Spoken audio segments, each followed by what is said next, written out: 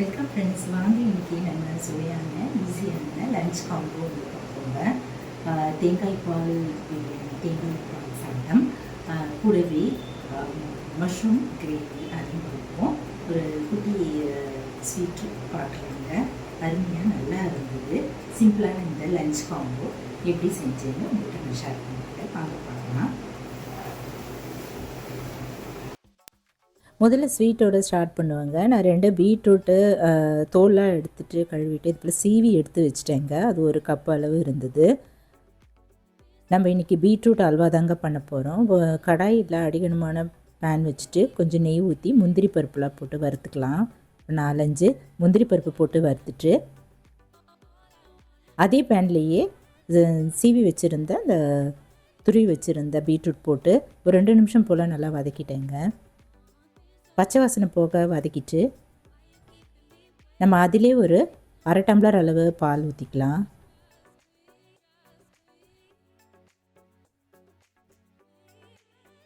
இப்போ நல்லா வேகட்டும். நல்லா கிளறிட்டு மூடி வச்சுருவோங்க. வெந்ததும் பார்க்கலாங்க.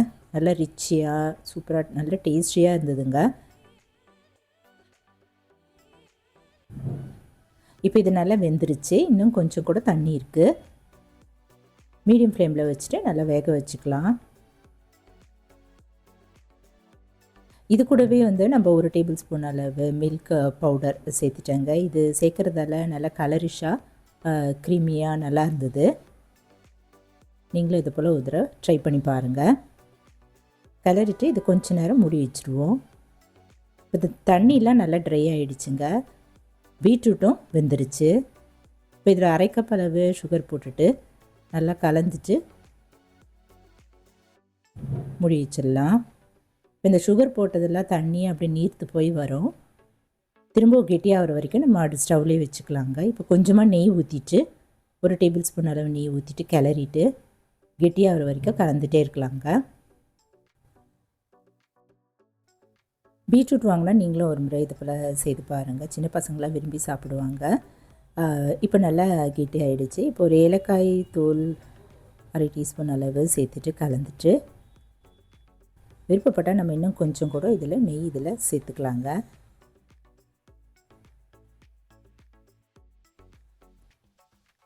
இப்போ நல்லா கெட்டியான பிறகு நம்ம பிளேட்டில் எடுத்துகிட்டு வச்சுருவோம். ஸ்டவ் ஆஃப் பண்ணிவிட்டு இறக்கிடலாங்க. டேஸ்டான சூப்பர் டேஸ்டான பீட்ரூட் ஹல்வா தயாராகிடுச்சுங்க. சிம்பிளாகவும் ஈஸியாகவும் இந்த ஸ்வீட் நம்ம செய்யலாம். மேலே வறுத்த முந்திரி பருப்புலாம் போட்டு நம்ம சர்வ் பண்ணலாங்க. நீங்களும் ஒரு முறை இந்த பீட்ரூட் ஹல்வா இந்த போல் மெஷர்மெண்ட்டில் செய்து பாருங்கள். அடுத்து டேஸ்டியான தேங்காய் பால் சாதமும் கூடவே மற்றும் கிரேவியும் எப்படி செய்யுதுன்னு பார்ப்போங்க. இதுக்கு என்னென்ன இன்க்ரீடியன்ட்ஸ்லாம் தேவைன்னு பார்க்கலாம்.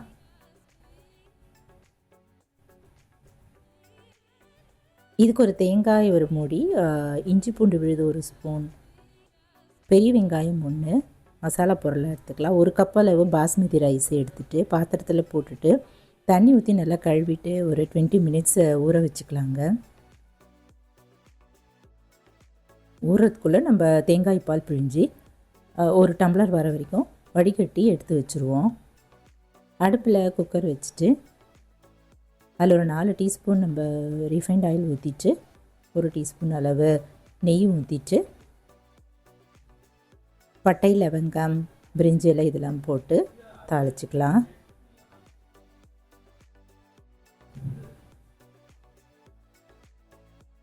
இப்போ இதெல்லாம் நல்லா வறுபட்டதும் நம்ம கட் பண்ணி வச்சுருக்கிற வெங்காயம், ஒரு பச்சை மிளகாய் அதையும் சேர்த்துட்டு நல்லா ரோஸ்ட் ஆகிற நல்லா கலர் சேஞ்ச் ஆகிற வரைக்கும் வதக்கிடலாம். இப்போ இஞ்சி பூண்டு விழுது 1 டீஸ்பூன் அளவு சேர்த்துட்டு பச்சை வாசனை போக வதக்கிடலாங்க. இப்போ ஊற வச்சுருந்த அரிசி தண்ணி எல்லாம் வடிய விட்டுட்டு இதில் போட்டுட்டு ஒரு 2 நிமிஷம் போல் மீடியம் ஃப்ளேமில் வச்சுட்டு வறுத்துக்கலாங்க. தண்ணியெலாம் நல்லா ட்ரை ஆகிற வரைக்கும் வறுத்துப்போம்.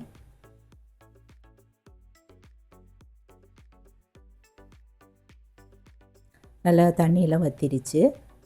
இப்போ நம்ம பிழிஞ்சு வச்சுருந்த தேங்காய் பால் 1 டம்ளர் ஊற்றிட்டு இன்னொரு டம்ளர் நார்மல் வாட்டர் ஊற்றிட்டு 2 டம்ளர் தண்ணி ஊற்றிட்டு கலந்துட்டு இந்த சாதத்துக்கு தேவையான உப்பு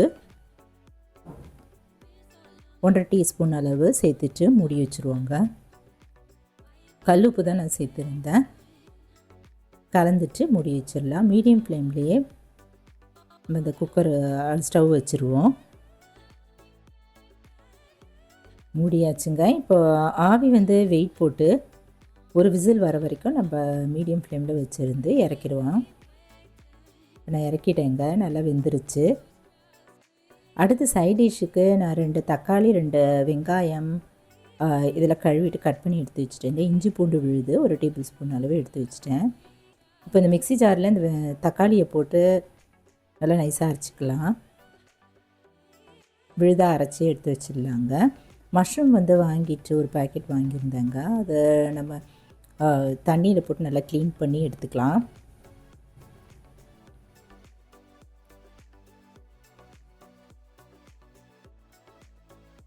அதுலேயே கொஞ்சம் உப்பு 1 ஸ்பூன் அளவு சேர்த்துட்டு மஞ்சத்தூளும் சேர்த்துட்டு நல்லா 2 தடவை கழுவிட்டு வடிகட்டிட்டு எடுத்து புழிஞ்சு எடுத்து வச்சுக்கலாங்க.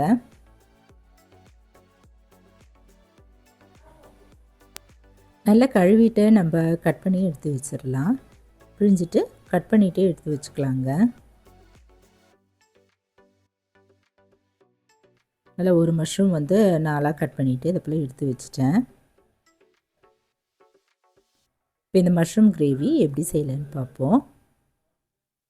இது போல் ப்ளெயின் ரைஸ் செஞ்சுட்டு நம்ம இது போல் செஞ்சால் ரொம்ப நல்லாயிருக்கும். இப்போ தேங்காய் ஒரு 2 டேபிள் ஸ்பூன் அளவு எடுத்துகிட்டு துருவிட்டு அதையும் மிக்ஸி ஜாரில் பிளெண்டரில் போட்டுட்டு கொஞ்சம் தண்ணி ஊற்றி நல்லா பேஸ்ட் மாதிரி அரைச்சிக்கலாம்.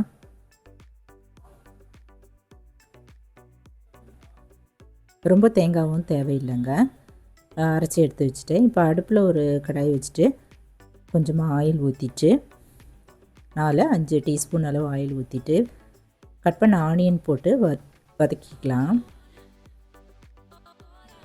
நல்லா கலர் சேஞ்ச் ஆகிற வரைக்கும் ப்ரௌன் கலர் வர வரைக்கும் வதக்கிட்டு இஞ்சி பூண்டு விழுது 1 டேபிள் ஸ்பூன் அளவு எடுத்துகிட்டு அதையும் சேர்த்துட்டு வதக்கிடலாங்க. பச்சை வாசனை போக நல்லா வதங்கட்டும். இப்போ 1 டீஸ்பூன் அளவு தனி மிளகாய் தூள், 1.5 டீஸ்பூன் அளவு தனியாத்தூள், கொரியண்டர் பவுடர் அதையும் போட்டுட்டு 1/4 டீஸ்பூன் அளவு மஞ்சத்தூள் இதெல்லாம் சேர்த்துட்டு வதக்கிக்கலாம்.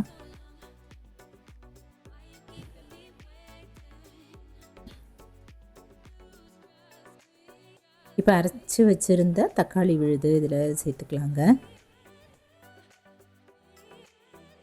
சேர்த்துட்டு இதுவும் நல்லா பச்சை வாசனை போக வதக்கிடலாம். ஒரு மீடியம் ஃப்ளேமில் 5-6 நிமிஷம் வரைக்கும் மீடியம் ஃப்ளேமில் வச்சுட்டு நல்லா வதக்கிடலாங்க. இந்த எண்ணெய்லாம் அப்படியே பிரிஞ்சு மேலே வரும், அது வரைக்கும் நல்லா வதக்கிட்டு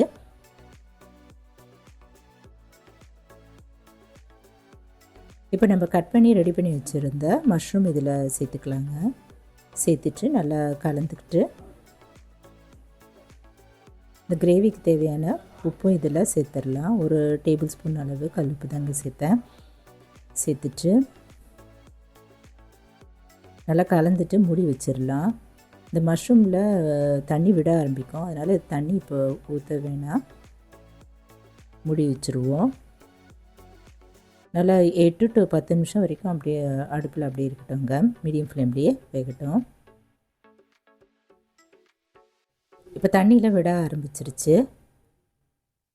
இப்போ நம்ம அரைச்சி வச்சுருந்த இந்த தேங்காய் விழுது இதில் சேர்த்துட்டு கலந்துட்டு இன்னும் கொஞ்சம் கூட ஒரு 1/2 3/4 டம்ளர் அளவு தண்ணி, நம்மளுக்கு எவ்வளோ தேவையோ அந்த கிரேவி பதத்துக்கு நம்ம இன்னும் கொஞ்சம் கூட தண்ணி இதில் சேர்த்துக்கலாங்க. இதில் ஒரு 1/4 டீஸ்பூன் அளவு கரம் மசாலாவும் சேர்த்துட்டு ரொம்ப கொதிக்க விடாமல் ஒரு 2-3 நிமிஷம் வரைக்கும் அடுப்பில் வச்சுருந்து இறக்கிடலாம். நான் இதில் தண்ணியும் சேர்த்துற போகிறேன். தேவையான தண்ணி நம்ம சேர்த்துட்டு உப்பு பத்தலைன்னா கூட பார்த்துட்டு இதில் ஆட் பண்ணுறதுனா இந்த ஸ்டேஜில் ஆட் பண்ணிவிட்டு மூடி வச்சுருவாங்க. நல்லா 2-3 நிமிஷம் வரைக்கும் நல்லா கொதிக்கட்டும், மூடி வச்சுருவோம்.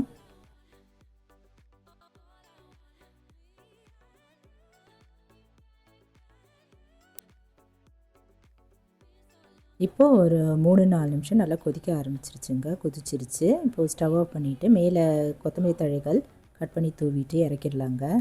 டேஸ்டான மஷ்ரூம் கிரேவியும் தயாராகிடுச்சு. இது நம்ம இந்த போல் கீ ரைஸு இல்லைன்னா தேங்காய் பால் சாதம் இதுக்கு சைட் டிஷ்ஷாக வச்சு கொடுத்தா நல்லா பிசைஞ்சு சாப்பிடவோ தொட்டு சாப்பிடவோ அருமையாக இருக்குங்க. இப்போ நம்ம இந்த தேங்காய் பால் சாதமும் ரெடி ஆகிடுச்சு. அதை நம்ம கலந்துட்டு விருப்பப்பட்டால் மேலே ஒரு டேபிள் ஸ்பூன் அளவு நெய் இதில் அப்படியே தூவிட்டு மேலே அப்படியே ஊற்றிட்டு கலந்துட்டு நம்ம சர்வ் பண்ணலாம்.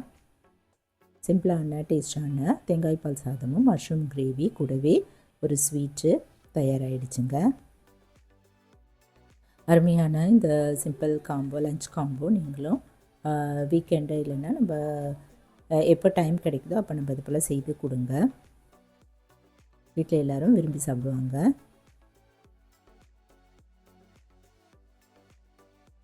நான் இன்றைக்கி தாங்க செய்திருந்தேன். கூடவே வெங்காய தயிர் பச்சடியும் வச்சு கொடுத்துருந்தேன். நீங்களும் இந்த ருசியான லஞ்ச் காம்போ தேங்காய் பால் சாதம், மஷ்ரூம் கிரேவி, பீட்ரூட் ஹல்வா, தயிர் பச்சடியோடு அப்படி செய்து ஹோட்டல் ஸ்டைலில் இருக்கோங்க. இந்த லஞ்ச் காம்போ நீங்களும் வீட்டில் சிம்பிளாகவும் ஈஸியாகவும் இந்த போல் செய்து கொடுங்க. இந்த வீடியோ ட்ரை பண்ணி பார்த்துட்டு எப்படி இருக்குன்னு சொல்லுங்கள். இந்த வீடியோ பிடிச்சதுன்னா என்னுடைய சேனல் குக்கிங் விசித்ரா அந்த சேனலை சப்ஸ்கிரைப் பண்ணிக்கோங்க.